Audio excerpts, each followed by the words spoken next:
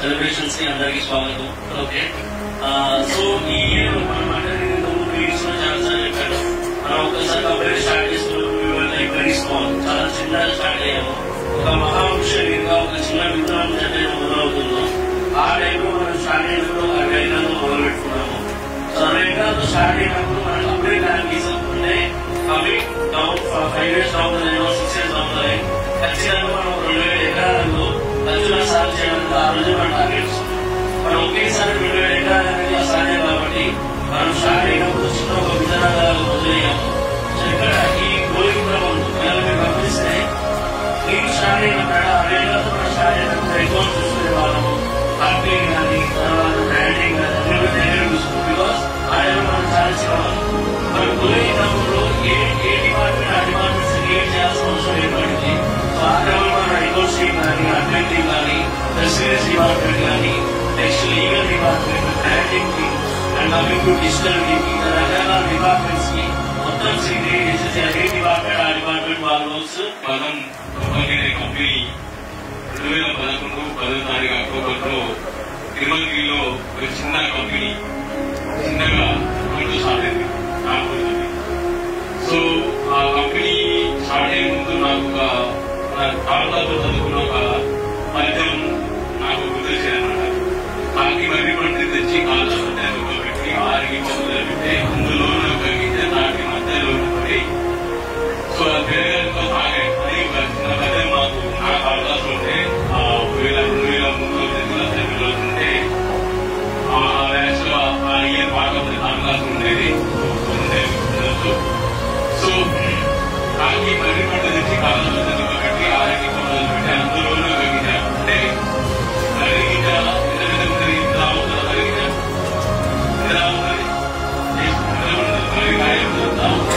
చిన్నది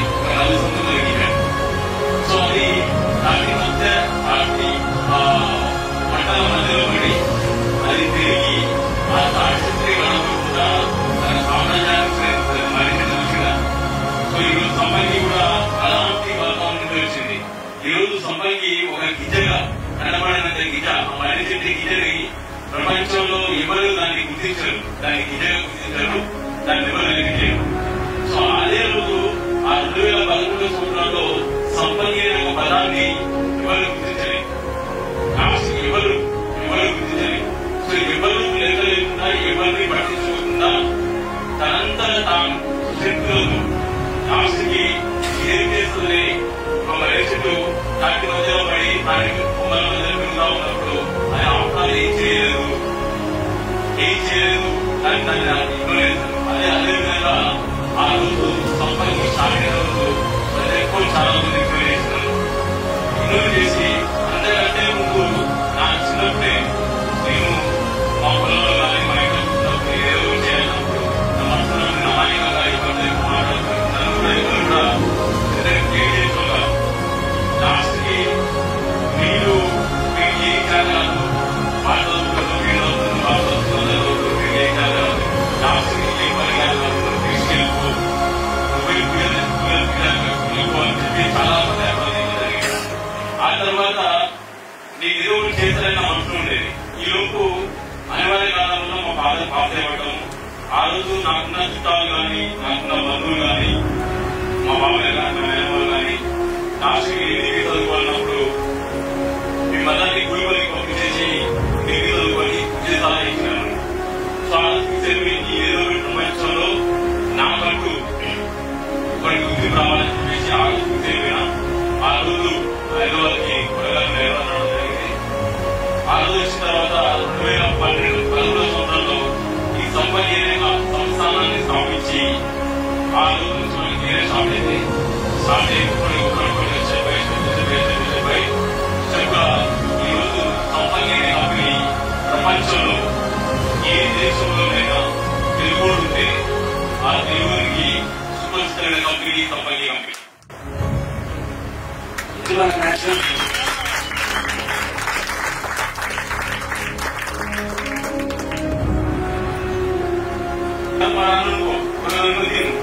అది తీసుకున్నాను రెండు కంపెనీ చేసిన తర్వాత మాట్లాడాలని చెప్పాను. ఓకే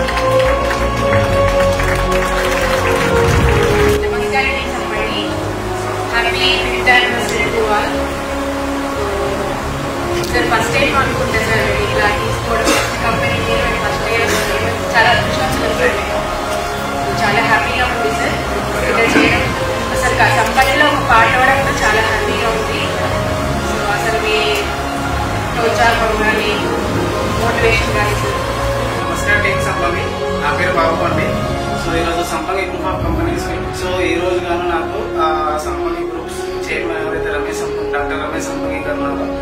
సో నాకు ఒక 120 గజాల స్క్వేర్ యార్డ్స్ ప్లాన్ అనేది నాకు వేయడం జరిగింది.